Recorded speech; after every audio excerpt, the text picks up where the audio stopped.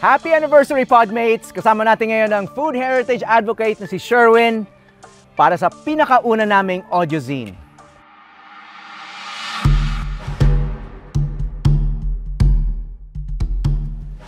Ganda, Sherwin, no? Hello po. Kumusta? Kumusta po?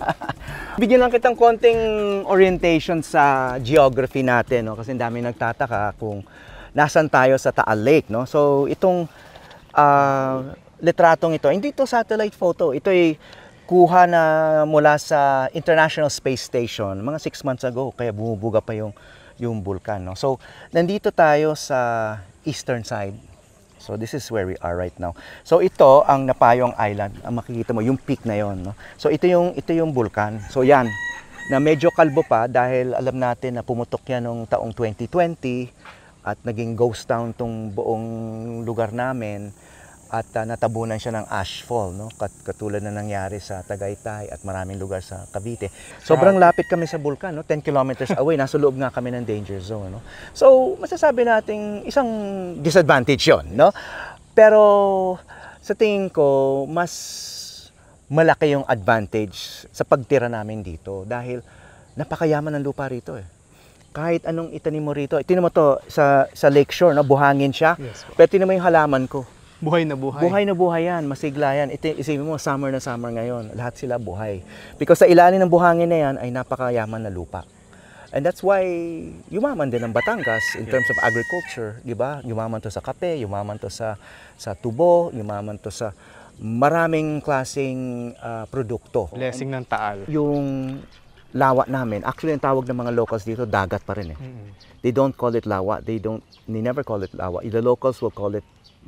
If you meet someone who calls this lawa, hindi siya tiga rito. May panahon nga, Sir Howie, na parang may alon. Parang maalon yung lawa. Ang galing, parang dagat din kayo may pagka-behavior niya. Well, yeah, pumunta ka rito ng mga July, yan, maalon dito. Ngayon, patag na patag siya, no? Kasi it's summertime. Of course, yung malaking disadvantage nga, napakalapit ng bulkan. So, paminsan-minsan, kailangan kami mag-evacuate at minsan, yung sulfur ay napupunta sa hangin. So, you know, we have to wear masks. Pero kung may disadvantage, Sir Howie, may advantage din. For sure, may supply kayo ng tawilis palagi. Oo, syempre, yan ang endemic fish dito. And it's a freshwater variety of sardine. And to us, it's much tastier than your ordinary sardine. Yes. And you can only find it in Taal Lake. Sinuwerte ka kasi namumulaklak yung aming Nara tree, no? You know, one time I was eating here, I was having breakfast. Tapos nalalaglag yung mga bulaklak sa pagkain ko. I was actually eating salad, no? So, nagtaka ako, hinanap ko sa internet, no? Parang edible ba yung Nara flowers? And it's edible pala, no? So, sabi ko, ito sakto lang, no? Parang may galing cosmos na nagdagdag ng garnish yes. Doon sa salad ko. And then, dire-diretso lang yung pagkain ko. As opposed to, di ba, parang, ang dumi. Para ano, yung concept na farm to table, but tree to table. Exactly. Diretso agad. Exactly. Literal. And no human intervention. Parang nalaglag lang. Parang ngayon, may mga bulaklak tayo sa buhok, di ba? Parang, yes. So, again, it's part of the magic of this kind of place, di ba?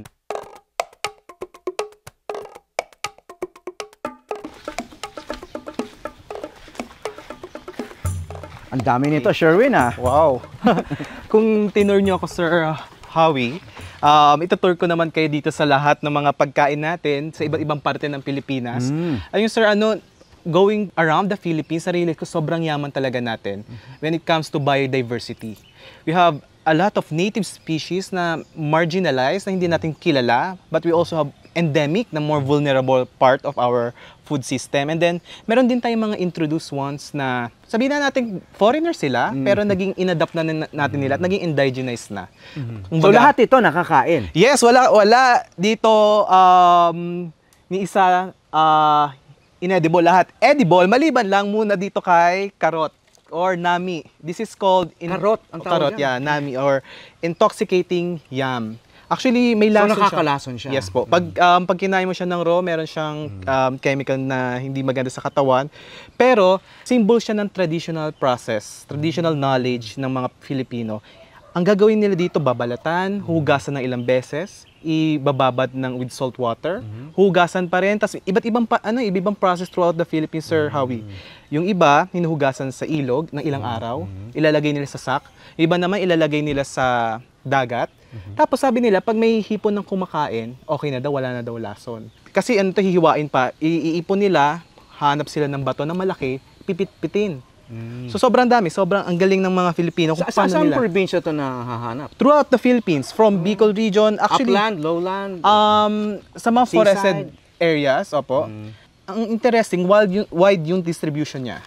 From Palawan, Bicol region, even in Mindoro. So it means na yung traditional knowledge, sobrang tagal na dito sa ating bansa. So anong lasa nito? Masarap siya, para pong pwedeng ilagay sa sinangag or pwede pong lagyan ng margarine. Parang alternative po nila to sa rice. Paano niluluto? Stir fry. Or pwede mong lagyan ng Prito. gata, coconut milk. Oo. Ayun. So by itself, pwede nang kainin. ano? Yes. Pero yung iba, sa ibang parte ng Pilipinas, parang, kumbaga, sabi nila, pag tagutom na lang nila kinakain to. Oh, yun na nga. Kasi ang haba din ng proseso, di ba? Yeah. Okay, para sa mga nakikinig lang, so root crop siya, no? So mukha siyang mga parang patatas o isang klaseng gabi, no? But it's not, no? Hindi to gabi, Yes. no? It's its own species. Tapos mabuhok siya kasi ang dami niyang mga maliliit na ugat. Tapos yung pinakapuno ng kanyang tangkay ay matinik, no? Medyo matinik yung kanyang tangkay na mahaba, no? So kakaiba. Mukha siya talagang wild. Wild. Wild kung siya. wild. Sir Howie, may challenge ako sa iyo. Ito yung tinatawag na aroy uy. Gusto mong tikman? Or takot ka? Okay lang, describe lang natin. Tikman natin. Ano masabi niyo po? Wala siyang anghang. Walang anghang, tama. Wala. Mukha siyang sili pero walang anghang. Ito yung tinatawag na siling duwag o aroy uy. Siling duwag. Oo. Kung may matapang na siling labuyo na isang cultivar ng chili, meron tayong na napakaanghang. Ito naman tinatawag na siling duwag. Ginagawa nila tong pakbet. Actually, masarap siya. Niluluto with bagoong. Masarap to. Cultivated ito. Cultivated po ito. At parang kahit ihaw, masarap. Sobra po. Saan to Ito yung kinakain? food heritage naman to ng Ilocos region. Oh, Aroy uy. So it's native. Introduce naman. Introduce siya. Yeah. Okay. Pero okay, para sa mga nakikinig lang ay mukha siyang mahabang sili, green, lahat sila green. Yes. Walang red na variety nito. Wala. So green siya, pero hinog na to. At ang lasa niya, wala ngang kaanghang-anghang. Actually, pwede ka mambudol ng tao Oo kasi nga. mukha siyang super anghang, no? Tapos, pakita mo sa mga Yes. ibang tao na tinan mo. Oo, tapang ko. Napaka-barako ko sa Pero anghang. wait lang warning ko lang sa ibang tao, warning ko rin sa iyo, sir. Minsan kahit walang anghang to, may minsan or dalawa na may anghang. Naliligaw. O mamaya swerte ka biglang may pero tolerable naman. So, ang dami mo pang sangkap Wait dito, lang. no? Sige, Ano pang ikaw gusto naman, mo? ikaw naman ang papapiliin ko, yung interesting sa iyo. Ito, kung mga taga-Europe, ang isipin nila, olives ito, no? Pero, siya? Minsan may parang pagka-blueberry nga din siyang- Oo, parang prutas, no? So, anong tawag dito? Lipote. Lipote. Okay. We are now currently in Sitio Lipote. Ito? Did you know? Yeah. Hindi. Oo. We Bakit are in to? that, nasa munisipyo tayo ng Mataas na Kahoy, Barangay Kinalaglagan, Sitio Lipote. Wow, baka ito yun. For sure ito yun. No, Malamang. ito yun. Kaya meron kaming punong liputi rito. So, hindi mo alam. Meron nag-i-exist din talaga. Hindi, Wow. kami nagtanim. Wow. Kasi gusto Pero natin hindi ko alam na nandito tayo sa Sitio Lipote. Wow, saktong-sakto oo. At saka ginagawang wine ito. Yes. Oo. Pwede ding jump po. Yan. Oo. So, ano pa yung mga gamit ng liputi? Berry, ano to? Berry? Fruit? Yeah, fruit po to, native fruit. Tapos sa mga nakikinig, pag nag-ano siya, kumpul-kumpul po siya pag tumutubo. It starts as Tulad nito, no? yes. Kumpul-kumpul sila. ripe na siya pag ganitong kulay. Pero matigas pa yung ibang parts. So, Oo. yeah. Mukha din siyang parang duhat. Tanong ko lang, inaaral mo rin ba ang health aspects nitong food heritage ingredients natin? Yung ano ba yung nakakabuti sa kalusugan? Yes. Ano yung pwedeng gamitin bilang herbal medicine, Yes. etc. O meron bang nakakasama? For sure meron, pero most of the time kasi ito, Sir Howie, pag nagdo-document ako, I really rely on the knowledge of the locals. They know ano talaga yung poisonous, ano yung hindi dapat kainin, and ano yung edible talaga. So, ang galing ng mga locals, alam nila kung ano yung varieties na, oy, huwag tayo dyan. Kasi ito, oy, pwede yan. Kahit tingnan lang nila yung isang gubat, kaya nila turuin, kilala nila hundreds of plant species. Kaya yung local pedia talagang it stays true to its mission, yung talagang voice of the locals. Yung sa mga medicinal, Sir Howie, hindi ako masyadong expert. Talagang doon ako sa culinary use. Though, dinire-record ko din yung ibang mga medicinal aspect. Pero alam niyo, Sir Howie, medyo, ano bang tawag dito? Careful. Kasi alam mo, usong biopiracy dito sa Pilipinas. Kung ilalagay ko sa public lahat yun, it's an easy lead for those people with masama yung motive. So, unlike for example food, hindi na masyado madaling nanakaw yan eh. Shared heritage. Pero pag medicinal, tapos biglang isang, let's say, isang forest, gamot kinento sa akin, tapos i-post ko sa online, it Baka can be ubusin. doom for them. Okay, ito naman malaki. Pinakamalaki rito. Naku, maliit pa nga to. Maliit pa to. Ano tawag dyan? Lumalaki pa to. Tinatawag po itong tabungaw. Tabungaw. Oo, heirloom variety po nito ng, hulaan nyo. Ano po? Heirloom variety ng... Sa tingin, anong kalahi niya? Anong, ano siya? Gulay? Talong? Upo. Upo. Upo po siya. Ang upo hindi native yun. Hindi po native po sa Pilipinas. Pero local, sariling atin din ito. Masarap din to. Sarap po to. Tapos, bukod pa sa culinary use, ginagamit po itong hat, tabungaw, ano po to? Sombrero. Sa lakot po. Tama po. Nakita niyo yung national artist? Ganyan. Lalaki po to. Tapos, ano yun po nila? So, nagtatagal yan. Hindi yan nabubulok. Nasira din naman po, pero yung mga pang-hat, mas pinapalaki pa nila. Para sa mga nakikinig lang, para siyang bell shape, para siyang pear, P-E-A-R, kung Yes sa po. foreign fruits, no? Parang wala siyang katulad, no? Kasi kaya ko sinabing talong kasi may mga talong din na ganyan Oo, shape, Milo. 'di ba? Pero sabi mo nga mas upo siya. Yung tabungaw ay native, yung upo ay hindi native. Bakit yung mga hindi native? Ano po, dahil upo din po siya, di rin introduce din po siya, pero Introduce. sariling cultivar na natin din yan. Atin I na din see, yan. I see. Okay. Kasi mas sumikat yung upo kaysa Oo. dyan. So, Old variety din po ito. masarap din ba yan? Masarap po. Paborito po Ganun nila din to. ba yung luto? Yes. Yes, kahit kung anong luto sa Upo. upo, ganito din po. I see. Okay. Ay, sir, may trivia po ako. Oo. Sa 18 vegetables na mention sa Bahay Kubo, 18 crops doon, Oo. ni isa doon walang native. Walang native. Opo. Oo. Pero ito po, binibigyan po kayo ng mga, ito po yung pinapakita ko mga native vegetable natin. Marami yun nga, yung Chinese malunggay, lagikway, lubi-lubi.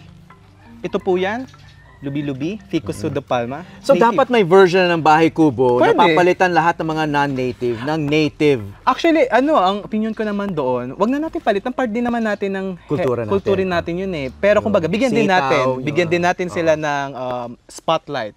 Or gumawa tayo ng sariling Oo. kanta para sa kanila. Oo. Not necessarily palitan natin, pero pwedeng there's a space for every vegetable. Itong mukhang dinosaur egg dito sa gitna, no? Anong masasabi mo rito? Actually, masabi ko dito, ito yung emblem for me ng Filipino food heritage. Emblem ng yan. emblem. Kasi, for me, ito yung pwedeng maging simbolo. Kasi, ito Sir Howie, before, wala po masyadong bumibili nito. This is from Albuquerque, Bohol. Asin tibuok. Tibuok means full. Asin ito. Oo. Salt. Traditionally produced In Bohol. na asin sa Bohol. Yes po. At mahabang proseso daw ito, no? Sobrang haba po. Tapos sobrang habang proseso. Pero before, tinitinda lang around 300 pesos. Tapos lugi pa po sila noon. For a very tedious process. Kaya ako sinabing parang pwede natin mag-emblem ng food heritage to Sir Howie. Kasi during this time, hindi pa naman masyado yung focus sa mga local ingredients natin. At isa tong asin tibuok, isa sa mga sumikat na ay meron pala tayong ganito. Di ba imagine, sa buong mundo, walang may ganitong asin, tayo lang ang may ganito po. Ito ay talagang symbol of creativity, hard work ng mga Pinoy. Galing. Asin tibuok. Okay, para sa maraming nakikinig, baka isipin na salt is salt. No? Yes. Why go through all the trouble to make this kind of salt? Pwede ka naman bumili sa grocery ng asin. Yes po. O anong kaibahan? Gusto ko kasi malaman po na sa mga tao na tingnan nila yung pagkain na hindi lang yung salasa lang, na hanggang doon lang sila. Sabihin nila, asin lang naman yan wala namang pinagkaiba yan. Pero nakakonekta kasi siya sa storya ng community. Even the process itself is different, it's an art. So regardless sa asin man lang yan, pero tingnan mo yung go beyond sa the taste. Imagine, yung process niya, wala na sa ibang parte ng mundo. Pero even sa the taste, iba nga rin po lasa nito medyo kot-kot tayo. Hirap magkot-kot, wala akong kuko. Oo. So pati yung ilalim pala. So ano to? Parang paso. Oo, paso po talaga to. Paso Dito siya siya talaga. niluluto. So ganun ang pagluluto. So parang it's fired like ceramic. Yes po. Ang tagal, oras. Parang iba siya, no? Hindi siya gaano kaalat. Yes po. Hindi siya flat saltiness. Kunwari, pag bumili tayo ng table salt sa mga markets, flat salt lang siya. Even the nuances, na parang doon mo makita na may slight differences. So there are cooks and chefs who prefer this kind of salt for the flavor. Yes po. I can understand, okay, may value yung buong proseso. It's traditional, di ba? We wanna preserve that kasi galing pa sa mga ninuno. Pero pagdating dun sa restaurant, hindi mo naman titingnan yan eh. Sa mga chef, pinapakita talaga kasi nga hindi lang yung pagkain yung icon dito yung itsura niya. So yung mga restaurants ngayon, let's say yung Toyo Eatery, nilalabas po talaga nila to para ma-marvel ng mga customers yung yan ang pang-alat ang kinakain nila. Ito po, may ano pa, may performance art pa. Like meron silang pang scrape, tapos kunwari meron silang, let's say, ano ngayon, leche flan ice cream, I forgot. Tapos sinishave po nila. Ito yung pang salted caramel nila na salt. Okay, so ang ibig sabihin, kasi doon pinapahalagahan yung parang artisanal salt, yung tradition, no? So sabi mo nga dun sa isang restaurant, dinedemo pa, pinapatikim yung raw tibuok sa diners, ano?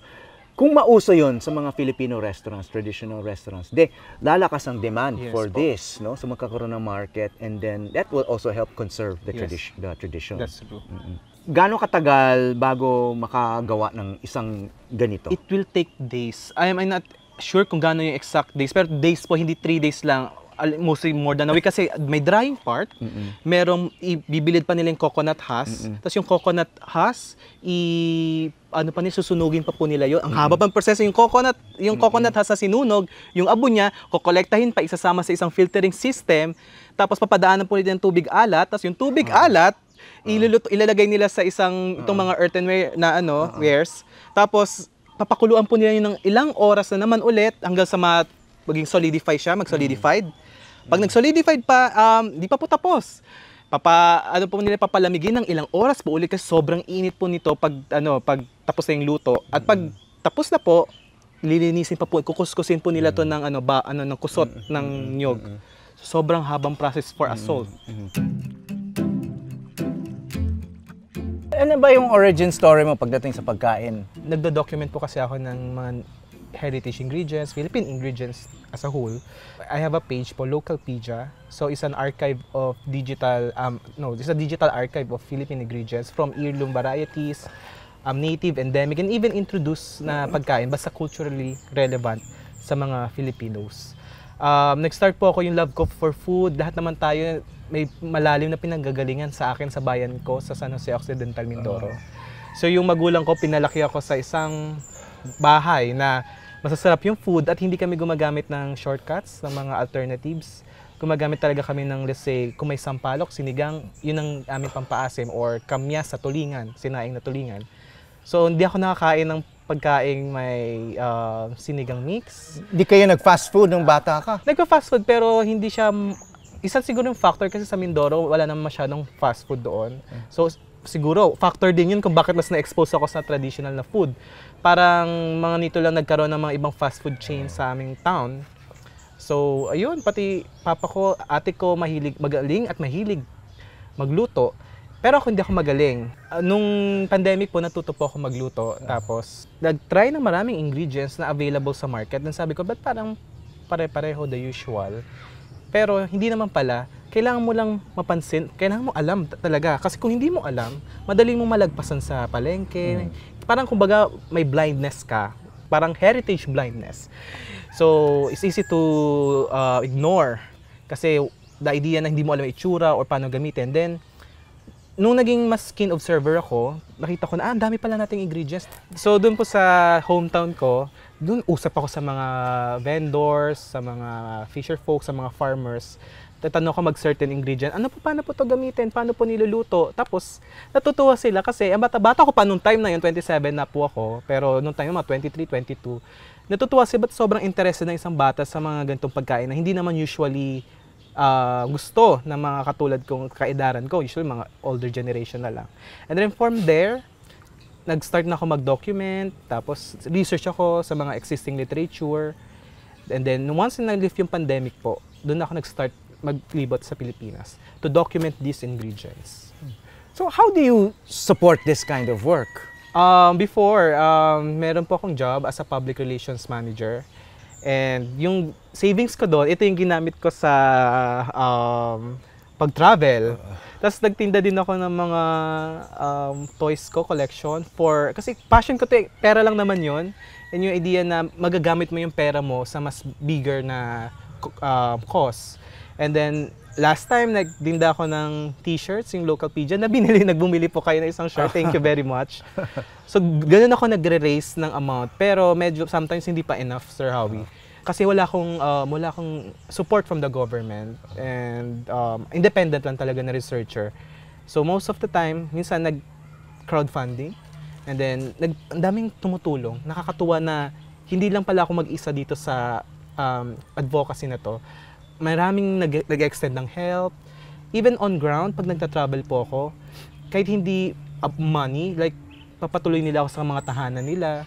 Sila yung maglilibot sa akin sa around the province. Laking tulong na po. Kaya na-sustain ko siya na kahit, mahal ng travel eh. Yan ang palaging tanong sa akin kung paano ako humahanap, nakakaroon ng funds. So ganun po. Different places yung pinanggagalingan. Kailan mo napansin na marami palang may interest sa ganitong passion mo nga? Pinopost ko lang po siya and then eventually, napapansin ko ang daming nagko-comment, ang daming nagla-like, parang ang daming mga locals from other parts of the Philippines magko-comment sila na, ito yung pagkain namin, ito yung, or from their childhood, ito yung kinakain namin bata kami, o ito, kami mga Ilocano, food namin yan. Nakikita ko na ang dami palang taong connected sa food. Diba? Kasi you will realize that food is the core of Filipinos. So ito yung isa sa ating mga identity marker. Kung let's say isang Batuan, yung mga taga-Western Visayas, they identify themselves with Batuan. Or if you're from Batangas, you identify with Tawilis. So ayun na, hindi na, yung interest pala, kailangan lang nandyan. Kailangan mo lang i-advocate and ilagay to sa mundo. Talaga may kakagat at talaga pag-uusapan. You need to start a discussion about our heritage, about our food culture. So ano bang connection ng native ingredients sa ating kultura? Sir Howie, yung connection kasi ng native sa culture natin, hindi lang po yan native eh. Meron, yung food kasi is a intersection of nature and people. So dito na ganun yung kultura at anong ating kapaligiran. So yan yung native, we have endemic, yung mga terms natin, and then introduce. So connected siya kasi you need to know the science of food. Pag sinabi kasi nating native, ito yung mga original na mga food natin na dito. For sure alam na natin yan, Sir Howie, na lalo sa mga natin, sa mga nakikinig, kailangan nila malaman native pag ito yung talaga dito. Indigenous. Mm-hmm.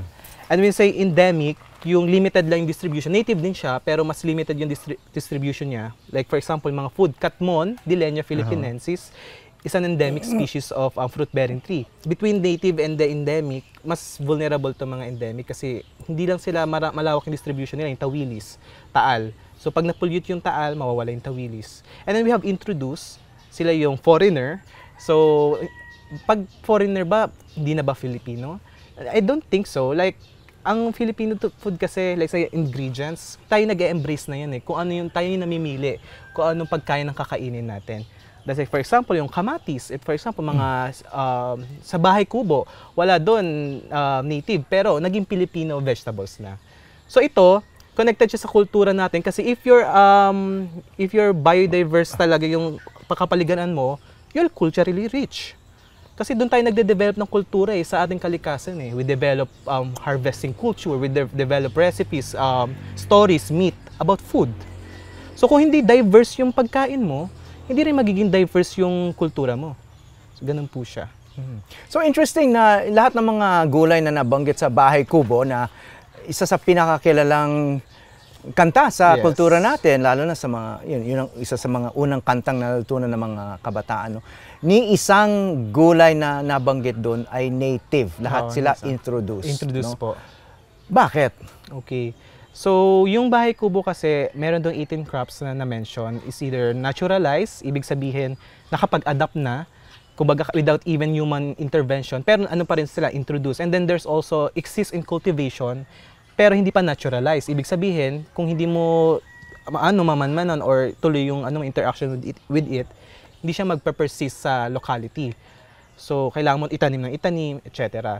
So, yung 18 na yon, it reflects the current, for me it reflects our knowledge, our familiarity with these ingredients, with these 18 introduced, kung ano yung, sila yung common sa palengke.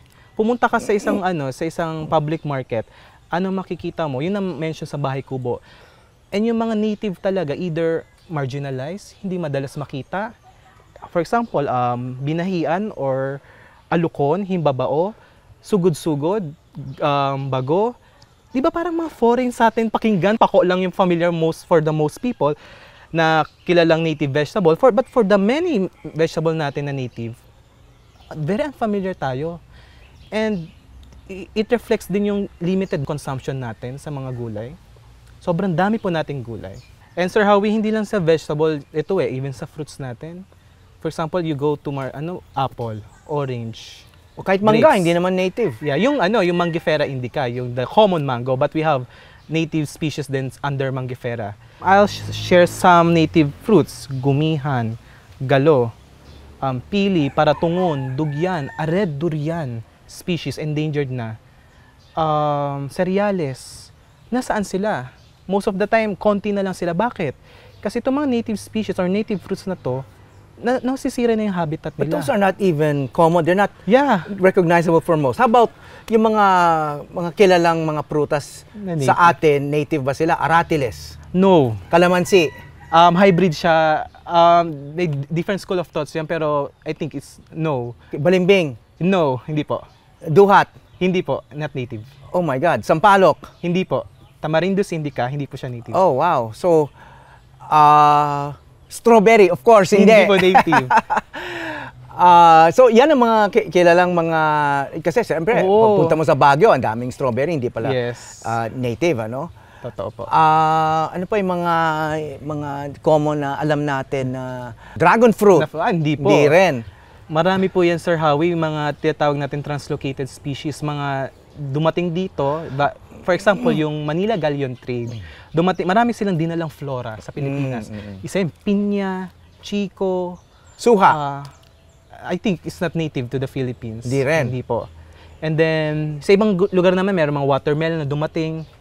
Pakwan, hindi rin. Hindi po yan native sa Pilipinas. Melon, hindi rin. Hindi po native sa Pilipinas. Oh, gosh. Di ba nakakagulat na yung akala natin na native all along, ano pala, introduce pala sila. Tapos, sila yung akala natin native. Pero yung mga native naman, they're foreign sa ating mga tenga. Oo. Nakakalungkot. Baka for sure Oo. pag yung kabataan, hindi na nila kilala ang kalumpit. So, yun yung po yung status ng ating knowledge sa ating food heritage. Unang bahagi pa lang yan, Podmates, ng ating kwentuhan kasama ng food influencer na si Sherwin Felix ng Localpedia. Sa part 2, mas makikilala at matitikman natin ang iba pang native Filipino ingredients. Sana hindi ako ma-fail.